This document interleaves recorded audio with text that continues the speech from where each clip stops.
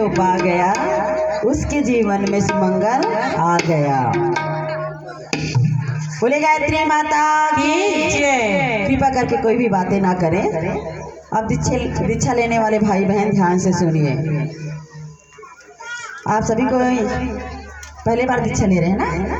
पहले बार, ठीक। अच्छा ये बताइए, सबको यहीं से है कि बाहर से है? यहीं से है सबको। बहुत बढ़िया। देखिए, परम सौभाग्य की बात है कि आपके मन में यह विचार उत्पन्न हुआ, ये गायत्री महायज्ञ में दीक्षा लेनी चाहिए। ठीक है, आप गायत्री परिवार से जुड़े हुए हैं क्या? आपके माता पिता परिवार के लोग? और नहीं, ठीक है।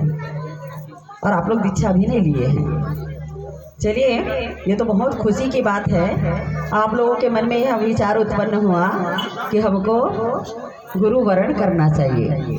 अब आप लोग जिस स्टेज पर हैं, गुरु तो वरण करना ही चाहिए, चाहे उम्र चाहे जो भी हो, जैसा भी हो। ये बहुत ही सुनहरा अवसर होता है। भाई और बहनों, हमारा 2 जन्म होता है। आप बोलेंगे कि हमारा तो एक ही जन्म होता है अपनी माता के गर्भ से, लेकिन 2 जन्म होता है हमारा। ठीक है, पहले तो हमारी माता के गर्भ से होता है, और दूसरा जब हम गुरु वरण करते हैं, गुरु दीक्षा लेते हैं, तब हमारा दूसरा जन्म होता है। और हमें गुरु दीक्षा तो लेनी ही चाहिए, क्योंकि भाई और बहनों, इस दुनिया में सबसे जिसको बड़ा माना गया है उसको सदगुरु कहते हैं हम। भगवान से भी बड़ा दर्जा दिया गया है सदगुरु का। और जिसके जीवन में अगर कहीं सदगुरु आ जाए तो फिर क्या कहने। एक बालक था जिनके जीवन में सदगुरु प्रवेश किए। ठीक है, और उस बालक का क्या नाम था? नरेंद्र। जब नरेंद्र बालक के जीवन में सदगुरु आए तो वो स्वामी विवेकानंद बन गए। और रानी लक्ष्मीबाई के गुरु कौन थे? रानी लक्ष्मीबाई के गुरु कौन थे? कौन थे जी? तात्या टोपे, है ना? कहने का मतलब ये था, माता भाई और बहनों, जिनके जीवन में सदगुरु आ जाते हैं उनका जीवन निहाल होता चला जाता है। और गुरु वरण करना ही चाहिए हम सबको। कितने लोग गुरु वरण किए हैं ये बताइए? गुरु बनाए हैं, चाहे किसी को भी बनाए होंगे। ऐसा नहीं बोल रहे हैं कि गायत्री परिवार में किसी को भी आप गुरु बनाए होंगे। बहुत सुंदर, हाथ नीचे कीजिए। और भाई और बहनों, जब हम गुरु वरण मन में हमारा विचार उत्पन्न होता है कि हमको गुरु वरण करना चाहिए, तो एक बात का ध्यान आप लोग जरूर रखा करें। कहा जाता है, पानी पिए छान के और गुरु बना हुआ जान के। पानी पिए छान के छत्तीसगढ़ी में कहावत है, हमार माता बहनी मन कहत होई कैथे भी। पानी पिए छान के और गुरु बनावाए जान के। पानी को छान कर नहीं पिएंगे, स्वच्छ पवित्र नहीं पिएंगे तो क्या होगा? हम बीमार पड़ जाएंगे। और गुरु बनावाए जान के, कि किसी को भी ऐसे लल्लू खल्लू लोगों को हम गुरु बनाए नहीं। मंदिर में ना वो गांजा पी रहा है, भांग पी रहा है, हाँ आओ गुरु क्यों चला, फिर नर का लेकर ठेली में ठेला, ऐसे लोगों को हम गुरु बनाएंगे क्या? है क्यों गुरु क्यों चला वाला? भैया, गुरु अगर हम वरण करते हैं तो सोच समझकर, ठोक ठटाकर, उसको परख कर आप गुरु बनाइए। किसी को भी गुरु नहीं बनाना चाहिए। और कहीं किसी को भी गुरु बना लिए और कहीं हमें गलत रास्ते पर ले जाए तो देखो ना, कई लोगों को गुरु बनाते हैं और फिर बस झुंड लगाकर दम मारो दम करते हैं। आप मंदिरों में जाइए और कहीं अन्य स्थानों में जाइए, कितनी मतलब दुख की बात है, कैसे लोगों को हम गुरु बना रहे हैं। और हमारी दशा और दिशा किस दिशा में आगे बढ़ रही है? क्या उससे हमारा कल्याण होगा? गुरु तो अपना कल्याण नहीं कर सकता, वो अपने शिष्य का क्या कल्याण कर सकता है? तो गुरु को ठोक ठटाकर अच्छा परख कर उसको गुरु बनाना चाहिए। वो आपका कल्याण करेगा कि नहीं तो हम क्या करते हैं, पीढ़ी दर पीढ़ी चला रहे हैं। हाँ, हमारे दाई दादा मन गुरु बनाया था, हम होकर सो कान फूका हो, है ना? चौका वाले लोग करते ना, क्षमा चाहती हूँ, बुरा मत मानिएगा। लेकिन ऐसा होता है, पीढ़ी दर पीढ़ी ये परंपरा आती है ना? हमारे दादा दादी उसी को गुरु बनाए, उसके बाद हमारे माता पिता उनको गुरु बनाए, फिर उनके बच्चे लोग उसको गुरु बनाए, चाहे वो जैसा भी हो, है ना? तो ये परंपरा आ रही है, लेकिन आप ठोक ठटा लीजिएगा। ठीक है, उनके पिताजी को आप गुरु बनाए, बहुत अच्छे थे, लेकिन क्या जरूरी है कि उनका लड़का भी अच्छा होगा, है गुरु वरण करने लायक होगा? ये जरूरी तो नहीं है, आज के वातावरण को हम देख रहे हैं और इन आंखों से कई जगह देखे भी हैं। तो कहने का मतलब ये था माता भाई और बहनों, पानी पिए छान के गुरु बना हुआ है जान के, ठोक ठठा लीजिएगा। लेकिन गुरु के अंदर में ये 3 विशेषताएं तो होनी चाहिए। क्या 3 विशेषताएं? सबसे पहला, गुरु तपस्वी होना चाहिए, ज्ञानी होना चाहिए और सेवा भावी होना चाहिए, ताकि अपने शिष्य का वो कल्याण कर सके, दूसरों है ना, दूसरों का मार्गदर्शन कर सके। ये 2, 3, 4 विशेषताएं तो होनी चाहिए। और आज आप जिसको वर्ण कर रहे हैं वो तो परम ज्ञानी है, परम तपस्वी है। उसके बारे में आप लोग जानते हैं कि नहीं? उनका जन्म कहाँ हुआ था? आंवल खेड़ा, आगरे के पास में एक छोटा सा गांव है आंवल खेड़ा, वहाँ उनका जन्म हुआ। और जब वो 12-15 साल के हो गए थे तो मदन मोहन मालवीय जी, सब कोई जानते होंगे उनके बारे में, है ना। 12 साल में उन्होंने दीक्षा लिया। दीक्षा लेने के बाद जैसे आप लोगों को भी बोला जाएगा, दीक्षा लेने के बाद 3 माला आपको गायत्री मंत्र का जप करना है, उनको भी बोला गया था। अब वो 3 माला नित्य प्रति जप कर रहे थे। एक दिन क्या हुआ, जब अपने कोठरी में वो जप करने के लिए बैठे थे दीपक जलाकर, तो वो दीपक का प्रकाश जो था पूरे रूम में प्रकाशित हो गया और उसमें एक छाया चित्र दिखाई दिया ऋषि का। और वो बोलने लगे, अब छोटा सा बालक था, वो डरने लगा, लेकिन वो बोले कि बेटा आपको डरने की आवश्यकता नहीं है, मैं तेरे कई जन्मों का गुरु हूँ। तो उनको दृश्य दिखाया गया, रामकृष्ण परमहंस, समर्थ गुरु रामदास, कबीरदास जी, ये 3 जन्मों का उनको पिक्चर की तरह दृश्य दिखाया गया। उस समय आपका कार्य क्षेत्र थोड़ा कम था, लेकिन इस जन्म में आपको पूरे युग का निर्माण करना है, पूरे विश्व को नए सिरे से बदलना है, बहुत बड़ा काम करना है। पूरे विश्व को नए सिरे से बदलने का काम कोई छोटा मोटा काम नहीं है। हम अपने परिवार वालों को नहीं बदल सकते, हम अपने पति को पत्नी को नहीं बदल सकते, अपने बच्चे को नहीं बदल सकते। क्या वो हमारे अनुसार वो चलते हैं? क्या हमारे सांचे में ढलते हैं? क्या नहीं। लेकिन उन्होंने तो पूरे दुनिया को बदलने का उनको कार्य सौंपा गया था, तो कोई साधारण सी बात है क्या? युग निर्माण योजना। तो उनको तब करने के लिए बोला गया, बेटा तुमको गायत्री मंत्र का 24 लक्ष्य का महापुरुष चरण करना पड़ेगा और कठोर तप करना पड़ेगा। तो उन्होंने बस 2 रोटी और 1 गिलास छाछ, न नमक न शक्कर, अश्वाद जिसको बोलते हैं, उसको ग्रहण करके कठिन तप करके उन्होंने 24 लक्ष्य का महापुरुष चरण किए हैं, जिसके तप के फलस्वरूप आज सारे विश्व में गायत्री परिवार के द्वारा युग निर्माण योजना का काम हो रहा है। और उसके विषय में कल अवतार की कथा में आप लोगों को बताया गया था। भगवान युग की जैसी समस्या होती है, उस समस्या का समाधान लेकर उसी अनुरूप में भगवान को अवतरित होना पड़ता है। जब रावण आए और कच्छप का अवतार लेते तो क्या बात बनती? क्या जब भगवान कृष्ण बनकर आए तो क्या मत्स्य अवतार लेते तो क्या बात बनती? क्या नहीं। जब जैसी समस्या वैसी भगवान को उस समस्या का समाधान मतलब करने के लिए, उस समस्या का समाधान को लेकर वो इस दुनिया में वो अवतरित होते हैं। और कल कथा के माध्यम से आप लोगों को बताया गया है आज की समस्या बुद्धिवाद है। आज मनुष्य के मस्तक में 10 रावण, 10 कुंभकर्ण बैठे हुए हैं, कंस बैठे हुए हैं दुर्बुद्धि के रूप में। उसको दूर भगाने के लिए सद्बुद्धि की आवश्यकता है, प्रज्ञा की आवश्यकता है। तो आज के 10वां अवतार निष्कलंक प्रज्ञा अवतार, कल्कि अवतार के रूप में अवतरित हो चुके हैं। और जिस गुरु को आप वर्ण कर रहे हैं वो कोई साधारण सा गुरु नहीं है। 24 लक्ष्य का महापुरुष चरण किए हैं वो, और कठिन तप किए हैं जिसके बारे में आपको बताया गया है। और यहाँ तक कि सेवा का तो फिर क्या कहेंगे। उसके गांव में घर में एक छक्को नाम की महिला काम करने के लिए आती थी, झाड़ू पोछा बर्तन चौका करने के लिए आती थी। एक दिन वो बीमार पड़ गई, 2 दिन 4 दिन हो गया वो नहीं आई। तब बालक राम जो था वो देखने के लिए गए कि आज छक्को दादी क्यों नहीं आ रही है, 2 दिन 4 दिन हो गया। और वो उनके घर जाकर वो क्या देखते हैं कि छक्को दादी बीमार थी, है ना, ज्वर से एकदम तप रहा था, उनके शरीर में बड़े बड़े फोड़े हो गए थे, मवा से भर गया था, उनका शरीर से बदबू आ रहा था। तब वह बालक जो था छक्को दादी के घर गए और उनकी मवाद को साफ करने लगे, धोने पोंछने लगे, मलहम पट्टी किए। अब जब उनके घर वालों को पता चला कि ये तो छक्को के यहाँ गए थे, ये पंडित जी थे वो, छपको के यहाँ ये गए थे करके, फिर घर से वहाँ दरवाजे पर उनको रोक दिया गया और घर से गंगा जल एक मटका गंगा जल लाया, उसको गंगा जल से स्नान कराया गया। उसके बाद कहीं उसको घर के अंदर, क्योंकि छपको हरिजन थी, है ना, तब कहीं घर में उनको प्रवेश करने के लिए बोला गया। लेकिन वो बालक रुकने वाला तो नहीं था। घर परिवार के लोग सबको ही मना किया, लेकिन वो मानने वाला नहीं था। जब तक छपको दादी ठीक नहीं हो गई तब तक वो उनकी सेवा करने के लिए छुप छुपा कर हो जाते थे।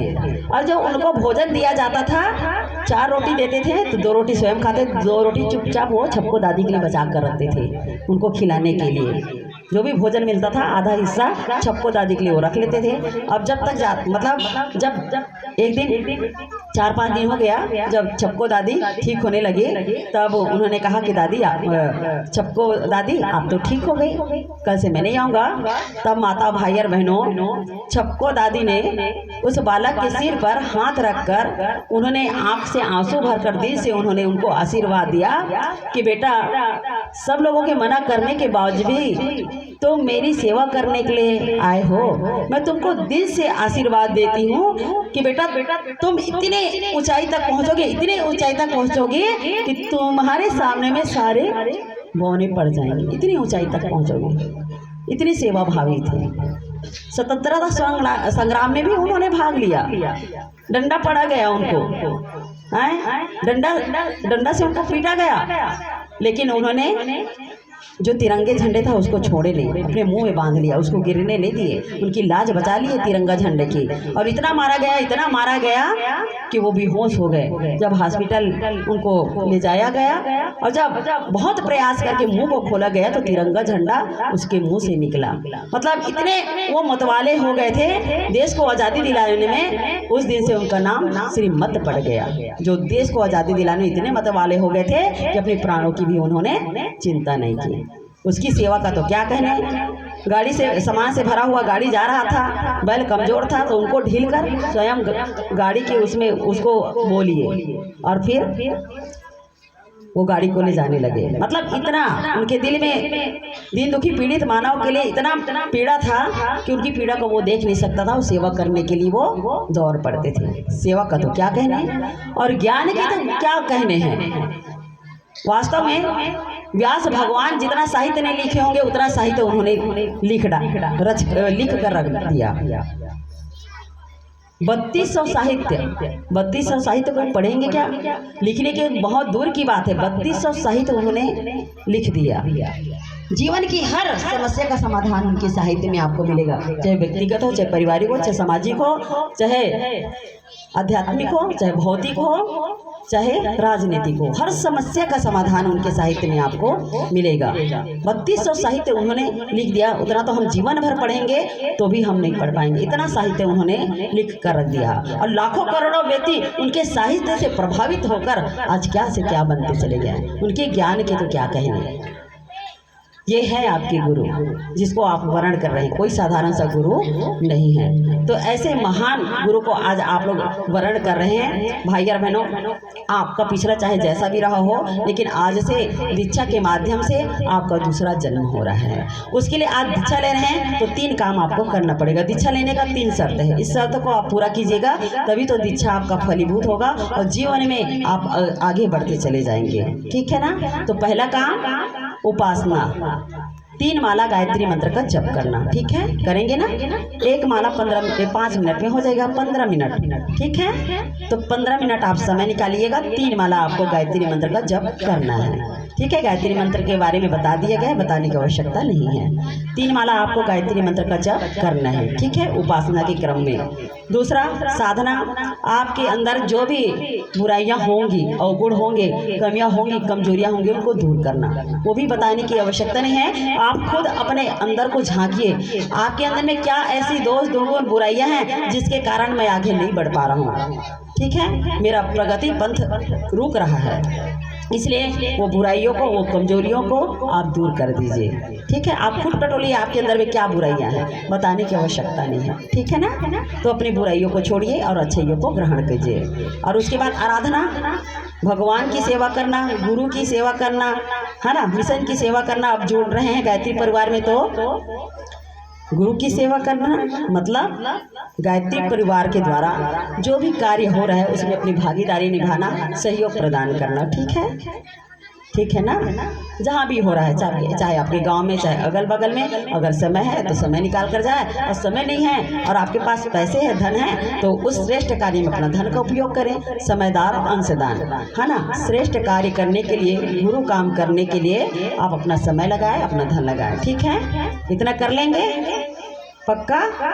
हाँ चलिए, तब तो आप दीक्षा लीजिएगा, है ना। फिर देखिए फिर आगे कितना आप लोग आगे बढ़ते जा रहेंगे दीक्षा के माध्यम से। सदगुरु जिसको हम परम पूज्य गुरुदेव पंडित श्री राम शर्मा आचार्य जी कह रहे हैं, उनका तप का एक अंश आपके ऊपर आरोपित किया जा रहा है दीक्षा के माध्यम से।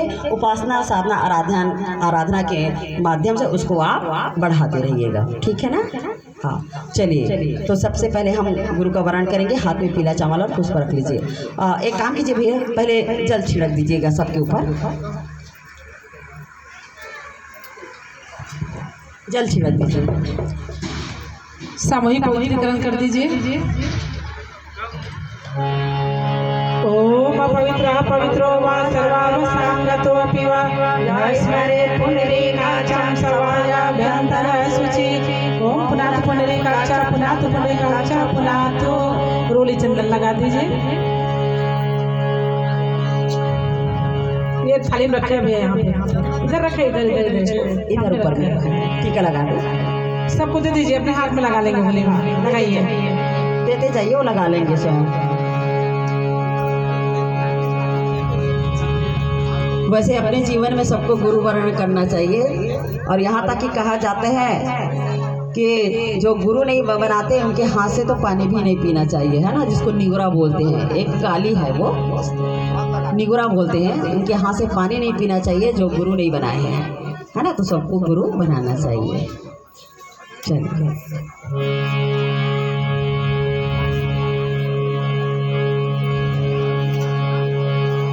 चलिए ओम चंद्रस्य महत्पुण्यं पवित्रं पापनाशनम् आपदां हरते नित्यं लक्ष्मी तिष्ठति सर्वदा।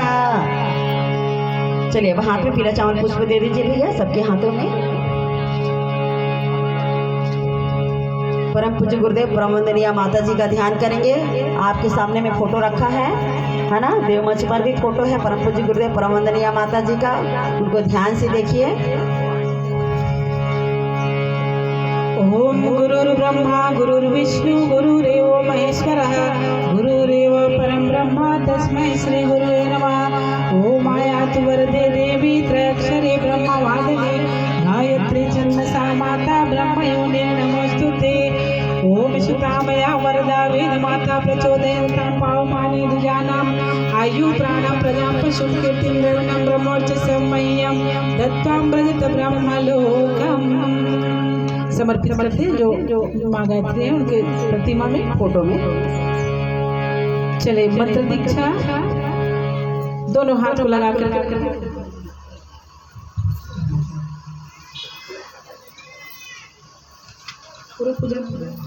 चलिए अब मंत्र दीक्षा दिया जाएगा। आप सभी को इस तरीके से हाथ बांध लीजिए, इस तरीके से हाथ बांध लीजिए, ऐसे दोनों को जोड़िए, ऐसे फंसाइए और इस तरीके से अंगूठा रखिए और यहाँ पर हृदय स्थल के पास रखिए, छाती, हाँ ऐसे सीधा। और आप दोनों अंगूठी को देखिए, दाहिने अंगूठे में परम पूज्य गुरुदेव का ध्यान करें और बाएं अंगूठे में वंदनीय माता जी का ध्यान करें। यहाँ से आपको मंत्र दीक्षा दिया जा रहा है, ध्यान से देखिए। हमारे बाद आप लोग दोहराइएगा, कमर सीधी कर लें और एक दूसरे से टच नहीं करेंगे, है ना। हाँ एक दूसरे से टच नहीं होंगे, कमर सीधी सैनिक की तरह। हाँ दृष्टि आपकी अंगूठे पर होनी चाहिए। गुरुदेव माता जी का ध्यान करें। हमारे बाद आप दोहराइएगा, ओम ओम भूर भूर भुवः भुवः स्वः स्वाहा तत् तत् सवितुर सवितुर वरेण्यं वरेण्यं भर्गो भर्गो देवस्य देवस्य धीमहि धीमहि धियो धियो यो नः प्रचोदयात् प्रचोदयात्। ओम ओम भूर भूर भुवः भुवः स्वः स्वाहा तत् सवितुर सवितुर वरेण्यं वरेण्यं भर्गो भर्गो देवस्य देवस्य धीमहि धीमहि धियो धियो यो नः यो नः प्रचोदयात् प्रचोदयात् ओम ॐ भूर्भुवः भुवः स्वः स्वः तत् तत् सवितुर सवितुर वरेण्यं वरेण्यं भर्गो भर्गो देवस्य देवस्य धीमहि धीमहि धियो धियो यो नः यो नः प्रचोदयात् प्रचोदयात् ओम भूर्भुवः स्वः ॐ भूर्भुवः स्वः तत्सवितुर्वरेण्यं तत्सवितुर्वरेण्यं भर्गो देवस्य धीमहि भर्गो देवस्य धीमहि धियो यो नः प्रचोदयात् धियो यो नः प्रचोदयात् ओम भूर्भुवः स्वः ॐ भूर्भुवः स्वः तत्सवितुर्वरेण्यं तत्सवितुर्वरेण्यं भर्गो देवस्य धीमहि भर्गो देवस्य धीमहि धियो यो नः प्रचोदयात् धियो यो नः प्रचोदयात् वैसी बैठे रहिए वैसी एक कलश का जल